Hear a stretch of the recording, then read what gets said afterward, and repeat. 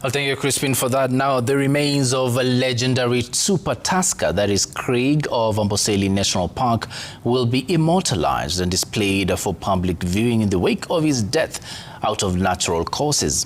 The Kenya Wildlife Service says that the process of taxidermy is already underway. Craig the elephant was one of the last few remaining super tuskers in the continent and carried tusks weighing a combined weight of over 100 kilograms. Brenda Wanga with that report on the life of the magnificent beast that stood as a symbol of conservation in Kenya and beyond.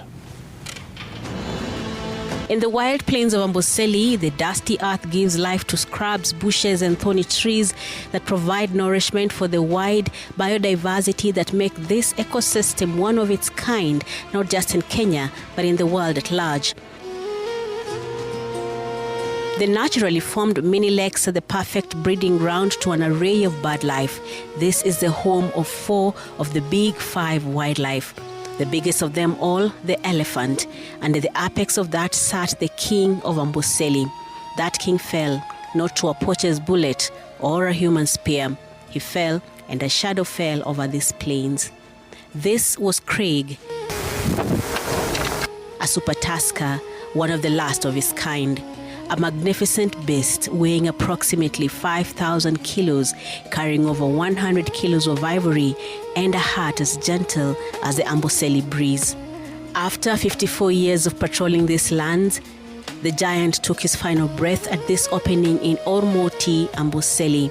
He died as he lived, surrounded by the community that had become his sworn guardians. John and Daniel had tracked Craig for years and knew his patterns, and they could see his time was running out. They stayed with him until the very end. Masaa hayo ilikuwa ni masaa 6 hivi usiku. Saa 7 alipitia hivi.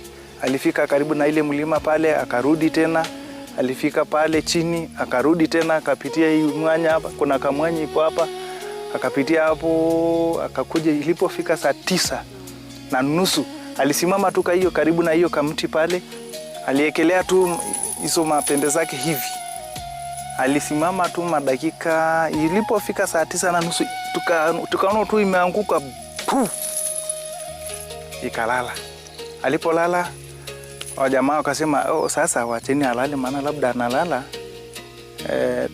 tutaona asubuhi venye itakuwa. Kumbe ilipolala tu hivi ilienda. Hata mioyo yetu tulijua tu ameenda. Tulipoona ameenda, nakwambia ile kilio tulitoa hapa, lakini ni Mungu tu, maana huu mnyama alitusaidia sana. For the Maasai of Amboseli, Craig wasn't just wildlife. He was an economic pillar and a silent neighbor.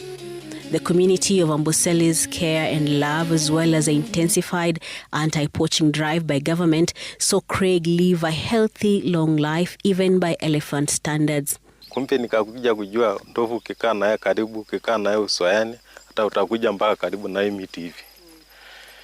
Sasa kwa Craig tumekaa naye, imekuwa rafiki wetu. Tumefuata sana yeye. Na tulikuwa tunaamka asubuhi 5:30. Tunakuja kuona mahali tulikuwa tumeacha kikila nyasi.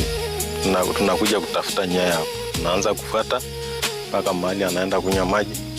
Kama tunakuwa tunaenda kujua direction analenga, sasa ile anaenda kunywa maji pale, tunaenda hapo kufungulia maji.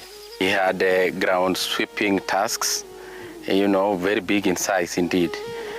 He was very calm in nature, and therefore many people used to come to enjoy taking the photograph of Craig. And amazingly, he must have understood that people needed to experience him. So on most occasions, he would move closer to people as he's being filmed, as he's being photographed. And that was Craig for us. He was also being monitored very closely by the local communities. He spent almost, between 75% to 80% of his time outside the park. For those people who interacted with Craig, they were struck by his charisma, his intelligence, and the impressive long tusks. And he was loved by the community and also the conservationists. And Craig, home range was known. He used to utilize Amboseli National Park, their local conservancies, Kimana Sanctuary, parts of Kuku Group Ranch and Kimana Group Ranch. His impact went beyond the local Maasai community that shared this land with him. He was a key attraction in the Amboseli tourism circuit. For Eric, a conservationist, honorary KWS ranger, and camp operator, this is a multifaceted loss. Craig was a very humble elephant. He trained many males and even has human beings. Elephants are known by other people that they are dangerous animals, but to us, the other way around. While Craig may be gone, the legacy he left behind continues.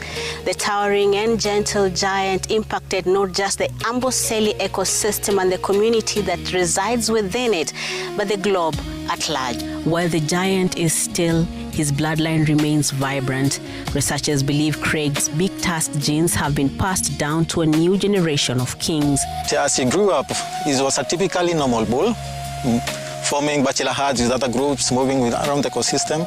He never crossed the border to either Tanzania, but also the Savo ecosystem. He was just moving around the ecosystem, forming partners with other male bulls. We believe with the 54 years that he's just been around, he sired some young ones who are still remain within the ecosystem.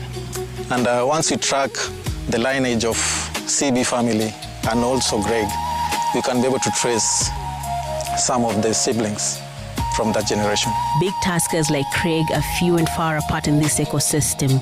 Previous years of selective poaching, which now KWS says have been contained, so to wit that their population was nearly decimated.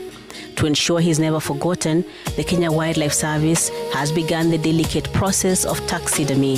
His tusks and skin were collected and are currently being worked on at the National Museums in Nairobi. Craig will be immortalized, his massive frame preserved for future generations to witness his skill. He was also being monitored very closely by the local communities. He spent almost, between 75 to 80% of his time outside the park.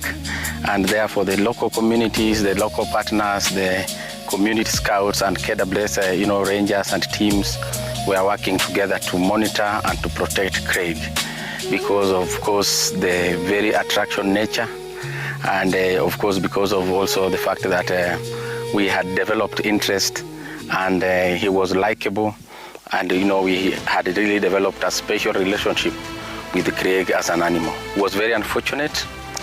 He became sick, of course, around 2 weeks before he passed on, and we kept on monitoring him. We tried to save him through our vet doctors, but unfortunately we were not able. So he succumbed at the age of 54, and we are happy that he died on the hands of the guardians. And we're also happy that he died a natural death. So I think that is what I want to tell the world. And Craig's story has also proved that it is possible to take care of this iconic wildlife species, and that wildlife and man can interact very closely and peacefully once they respect each other and obey each other's space. As a taxidermist worked to preserve his physical form, the spirit of the gentle giant remains etched in the soil of Amboseli. They say elephants never forget, and after half a century of roaming these plains, it is clear that Amboseli will not be forgetting Craig anytime soon. He leaves behind a gene for future kings and a world that is only beginning to realize the power of a standing giant, as well as the impact of collaborations between the authorities and the communities in efforts to conserve such for future posterity. Brenda Wanga, Citizen TV in Amboseli, the home of the elephants. Thank you very much, Brenda Wanga, for that story about